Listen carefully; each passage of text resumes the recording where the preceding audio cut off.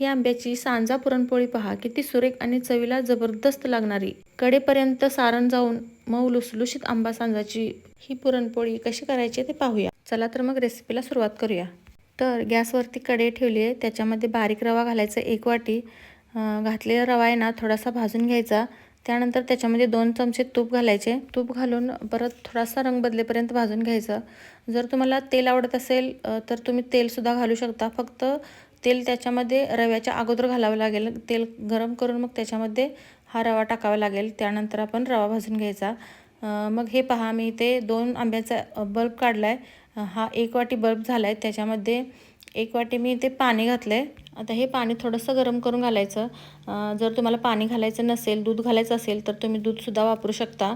दुधाने सुद्धा आपली पोळी आहे ना खूप छान मऊ लुसलुशीत होते. त्यानंतर पहा, इथे मी साखर घातली अर्धी वाटी.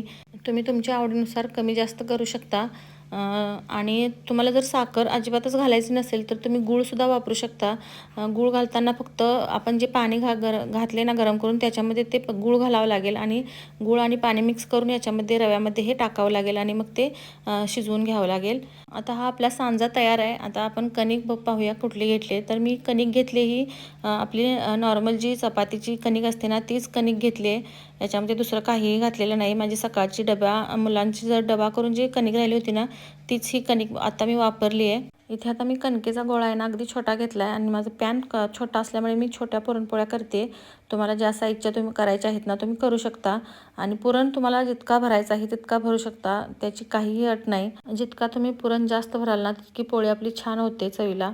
मैत्रिणींनो, ह्या पोळ्या इतक्या छान झाल्या होत्या ना, आम्हाला त्या लपवून ठेवाव्या लागल्या. कारण जशा भाजल तशा त्या खातच होत्यात आणि बाकीचे जी घरात नव्हती ती लोकांना राहतात की नाहीत म्हणून आम्ही त्या दडवून बाजूला ठेवल्या आणि जेवायला बसल्यावर सगळ्यांना एकत्र मग दिल्या. ह्या पोळ्या भाजताना ना तुम्हाला जर तूप आवडत असेल तर तुम्ही तूप लावू शकता आणि तेल आवडत असेल तर तुम्ही तेल लावू शकता.